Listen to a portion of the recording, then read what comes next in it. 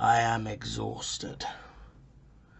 I'm only sleeping about 3 hours a night. Just the research, it goes on and on and on, and yet the truth eludes me. If I'm being honest, I'm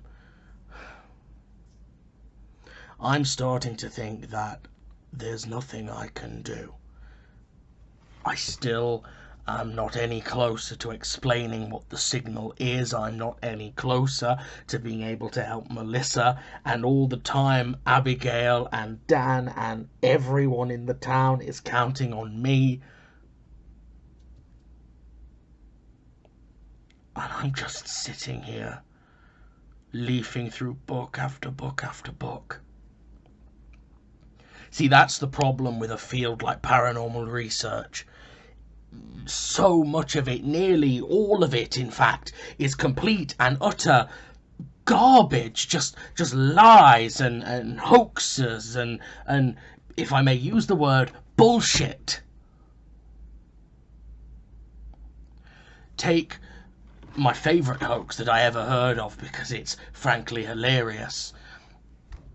In 1989, there was a evangelical broadcaster in the United States called Trinity, I believe, and they had this report claiming that scientists in the Soviet Union, whilst attempting to break the world record for digging the deepest hole that mankind has ever dug, had managed to reach a depth of 14.4 kilometers, somewhere in the middle of Siberia.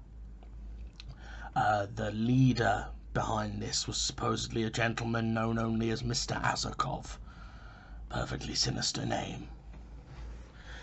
Anyway, supposedly the Russians dug this hole and then lowered special equipment down into it that was supposed to resist the heat, because at that depth the crushing heat was like 1,000 degrees, you know.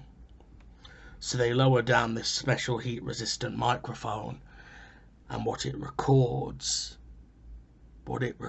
sounds like this.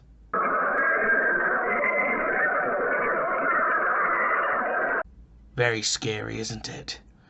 Well, this Christian broadcasting network, they build this as literal sounds of hell. You know, those crazy Russians have dug so far that they've broken through into literal, actual hell, and these are the screams of the damned. Very dramatic.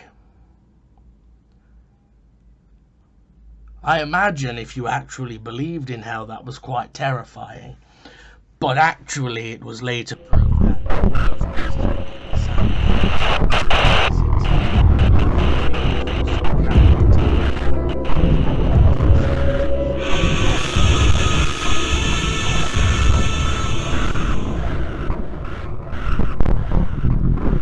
I used to believe in hell. I used to believe in a lot of things. Now I don't believe in anything. Apparently I can't even believe in myself.